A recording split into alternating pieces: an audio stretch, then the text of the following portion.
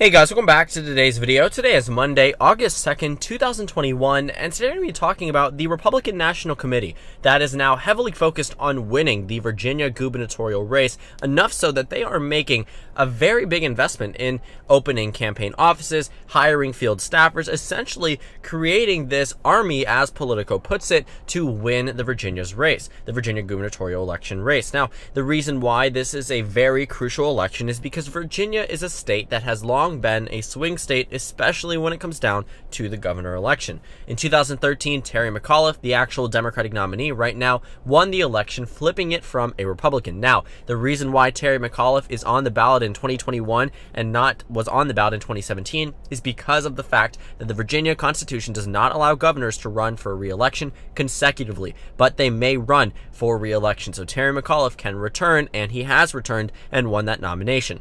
So Terry McAuliffe defeated the Republican opponent here by 2.5%. For reference, Barack Obama won the state by just a very similar amount, not a much larger amount, somewhere around 3-4 points. 2017 rolls around. Keep in mind, Hillary Clinton won the state of Virginia by around 5 points in the 2016 election.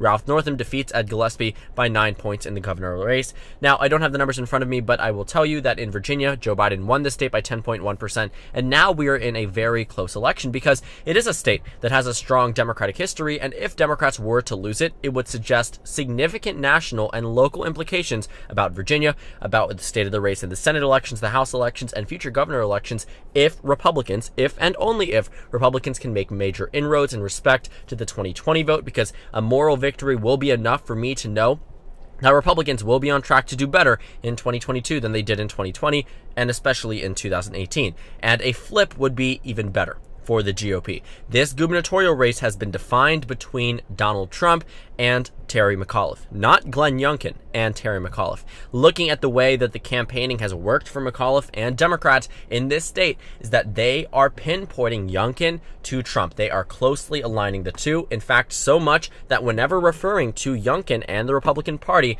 they tend to call it the Trump-Youngkin Republican Party. That's what they are trying to do on the Democratic side. So what is the RNC doing? Why is this noteworthy? Well, the fact that the RNC is spending this amount of money to hire these staffers, not so late in the game, but right up into the election season. I mean, we're talking about just 3 months until the election, less than 100 days now to reach election day. We are looking at the RNC putting a lot of investments, a lot of money into the race itself. The National Republican Party otherwise would give up races that seem to be out of reach and no longer winnable. In the state of Virginia, you might have thought that around a month ago. In fact, at this point in time, I don't see Terry McAuliffe losing the gubernatorial race just because of the many scandals that have plagued Glenn Youngkin. But the RNC seems committed. You see, looking at what they are doing here, they're dispatching over 100 field staffers to the state, nearly doubling the size of its program from 2017. In 2017, I think the RNC knew that Virginia wasn't going to be this very easy state for them to win, especially after Hillary Clinton had won the state, despite the state being despite the state having Tim Kaine on the ticket in 2016. Looking at this gubernatorial election in 2017, the Republican Party didn't do well, but the polling data actually didn't seem too bad. In fact, Ed Gillespie was up in some polls on election day, which was quite surprising to see. The overall average was that Ralph Northam was going to win by around 2 points. He ended up winning by around 9 points. But if the RNC is nearly doubling the size of its program from 2017, I find this to be quite fascinating. They're opening 13 offices across the state. Virginia is not that large. I'm from Maryland, and Virginia and Maryland, while aren't exact in population, are around each other. Virginia is closer to the population in the state of Maryland than it is to a state such as Georgia or Pennsylvania or even Michigan.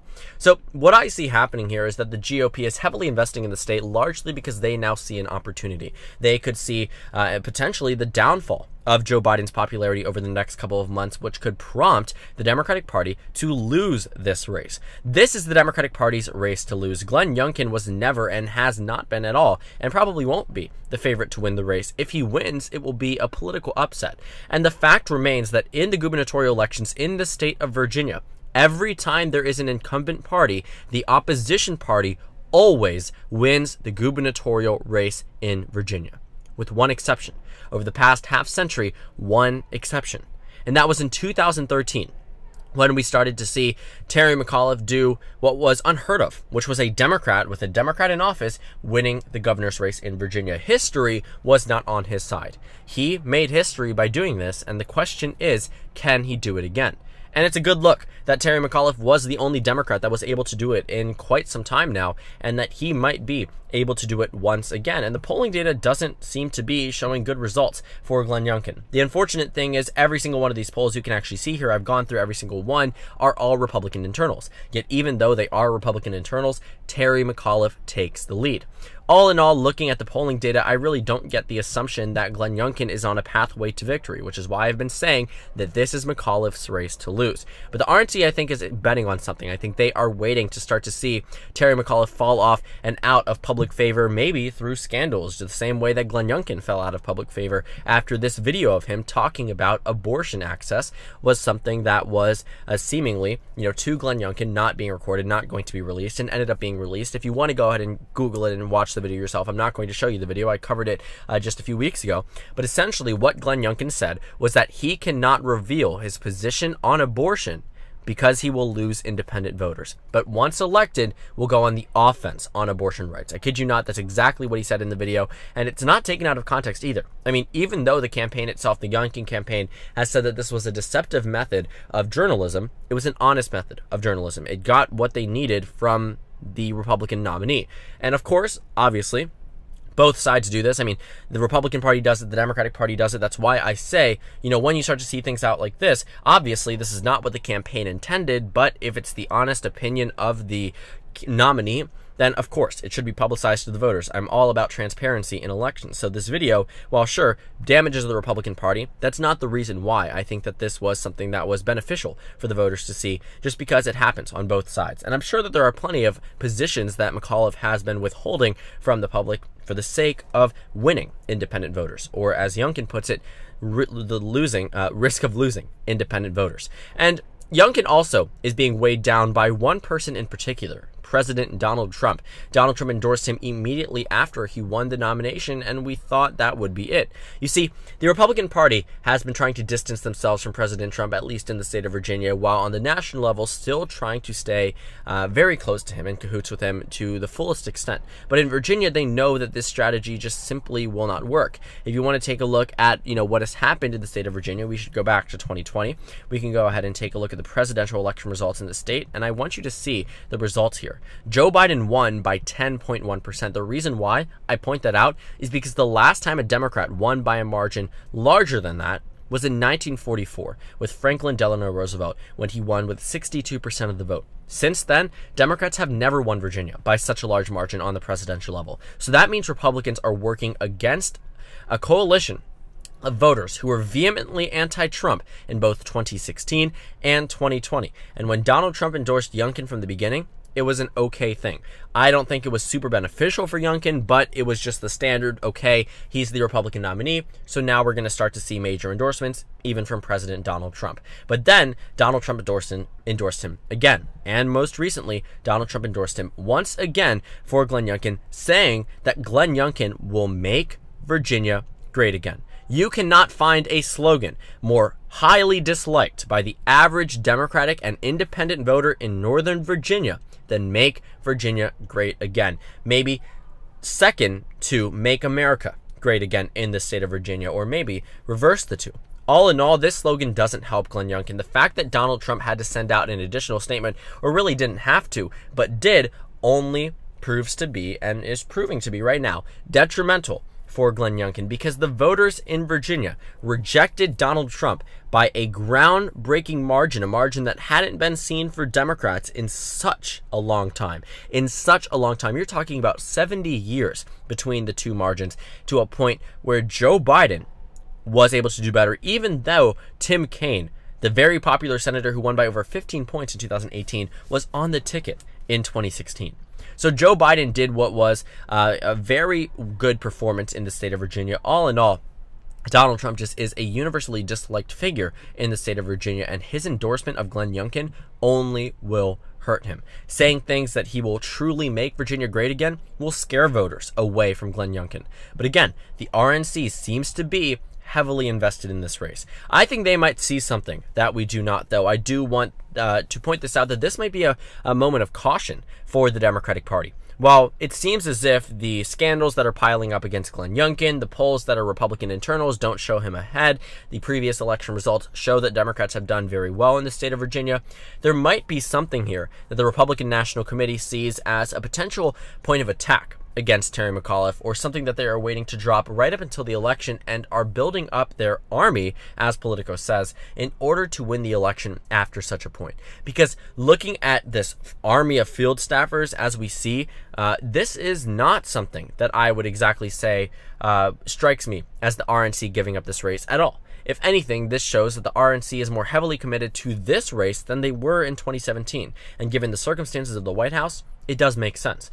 But I still don't understand it. There isn't really an indication on my end that shows that Glenn Youngkin is going to do well in this race, or at least win this race. The investments here might be a waste of money, but the RNC seems to be seeing something that none of us see so far and really wants to invest in the race. Do I think that Terry McAuliffe, if he is to win, will win by a Joe Biden margin? Absolutely not. What margin do I think it'll be like? 2017? Probably not. 2016? Maybe around there, or even 2013. But the point being, I largely expect Terry McAuliffe to win this race unless something dramatically changes about the race itself, which is what the RNC might be waiting for. You know, looking through this article, they point out the trend going both ways, saying that Northam won in 2017. In all three instances, the party that won Virginia contest went on to achieve sweeping gains in the midterm elections a year later. But it's not an ironclad rule. McAuliffe won the governorship in 2013, something that I wanted to point out. Also, it says that Youngkin's considerable financial resources could also turn the race into a dogfight. Youngkin is rich. He has self-funded a lot of his campaign. He loaned his campaign $12 million, according to the Virginia Public Access Project. That's a lot of money, which tracks spending in state elections.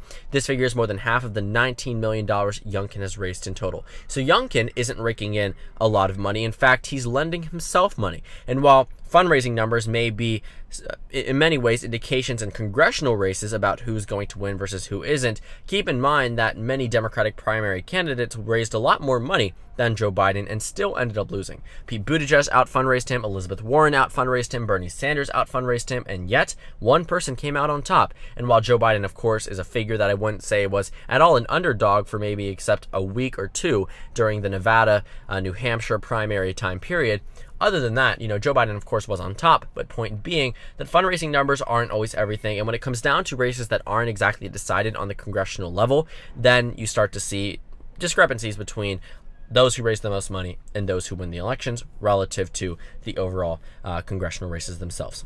But it says here that the RNC chairwoman is acknowledging it, saying they have partnered with the Republican Party of Virginia to make a multi-million-dollar investment to hire over 100 staffers, open over a dozen victory offices, promote election integrity, something that Glenn Youngkin probably cringed at reading, or at least Republican operatives who are viewing it in the same way, and employ our data-driven ground game to elect Glenn Youngkin and retake control of the House of Delegates. Not only is the GOP focused on Youngkin winning, they also want the House of Delegates, which the Democratic Party won after being back in a super minority in 2017.